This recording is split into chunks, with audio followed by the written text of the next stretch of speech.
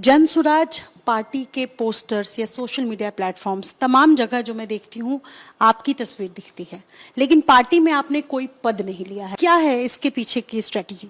नहीं, कोई स्ट्रेटजी नहीं है। बस देखिए क्या है, समाज को वही बात समझ में आती है जो उसको होता हुआ दिखता है। तो लोगों को लगता है कि भाई पार्टी बनाए हैं तो यही इसके अध्यक्ष बनेंगे, यही इसके मालिक बनेंगे, इसके बाद इनका बेटा बनेगा। मैं शुरू से कहता रहा हूं कि मैं जनसुराज का नेता बनने नहीं आया हूं। मुझे बिहार में कोई एमएलए एमपी नहीं बनना है, मंत्री नहीं बनना है। अगर वो सब बनना होता तो उसके लिए मुझे इतना प्रयास करने की क्या जरूरत है। वो तो मैं ऐसे भी बन सकता हूँ। कोई भी दल, कोई भी सरकार मुझे अपने साथ रख लेगी। मुझे जो काम करना है मैं वो काम कर रहा हूँ। वो काम ये है कि समाज को इस बात के लिए तैयार किया जाए, समझाया जाए कि भाई तुम्हारी दशा तब सुधरेगी जब तुम अपने बच्चों के लिए सजग होगे।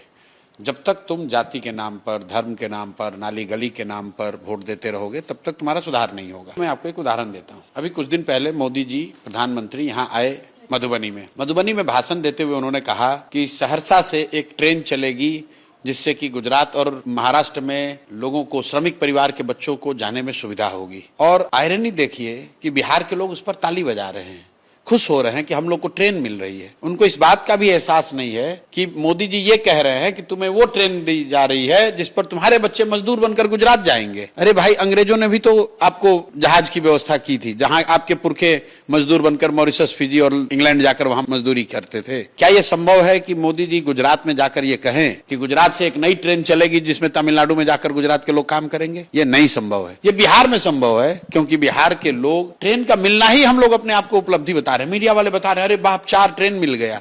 मोदी जी कह रहे हैं श्रमिक परिवार के बच्चों के लिए ट्रेन दे रहे हैं। ये कितनी दुखद बात है। राहुल गांधी अभी आए थे। भाई, राहुल गांधी के पार्टी के मुख्यमंत्री रेवंत रेड्डी, कुछ महीनों पहले उस आदमी ने, जिसको अभी जुमा कुछ महीने हुए थे उस आदमी को मुख्यमंत्री बने हुए, वो आदमी कहता है कि बिहार के लोगों का डीएनए है मजदूरी करना, बिहार के लोग मजदूरी करने के लिए ही पैदा हुए हैं। उस दल का नेता राहुल गांधी यहाँ आकर बिहार में खुलेआम वोट मांग रहा है और बिहार को बदलने की बात कह रहा है, और बिहार के लोग उसको सुन रहे हैं। कैसे सुधरेगी बिहार की दशा?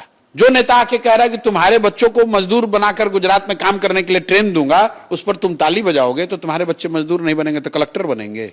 ये बात बताने का अभियान है। ये एमएलए बनने का अभियान नहीं है। राजनीति सिर्फ इलेक्शन नहीं है। इलेक्शन राजनीति का एक महत्वपूर्ण हिस्सा है, लेकिन जो लोग भी ऐसा समझते हैं कि राजनीति का मतलब कौन जीता कौन हारा, मेरे भाई, इस देश में जितने बड़े नेता हुए, आजादी से पहले जितने बड़े नेता हुए, वो तो कभी एमएलए एमपी नहीं बने। तो क्या उन्होंने समाज को कोई दिशा नहीं दी? क्या उन्होंने समाज में लोगों का जीवन नहीं बदला? प्रशांत किशोर के लिए राजनीति सिर्फ चुनाव लड़ना, लड़ाना, जीतना, हराना नहीं है। वो काम मैंने 10 साल कर लिया, काम करके छोड़ दिया। अब मेरे लिए राजनीति ये है कि मैं बिहार के लोगों की आवाज बनूं, यहाँ पर जो भाई, जो वर्ग पीछे छूट गए हैं, उनको आगे बढ़ने में मदद कर सकूं, और वो काम मैं बखूबी कर रहा हूं। उसके लिए मुझे कोई पद पर आने की जरूरत नहीं है। तो ताकत आपके विचार की शुद्धता से है, आपके प्रयास के ईमानदारी से है और लोगों के समर्थन से है। एमएलए एमपी बनना बाई प्रोडक्ट है, वो मूल बात नहीं है।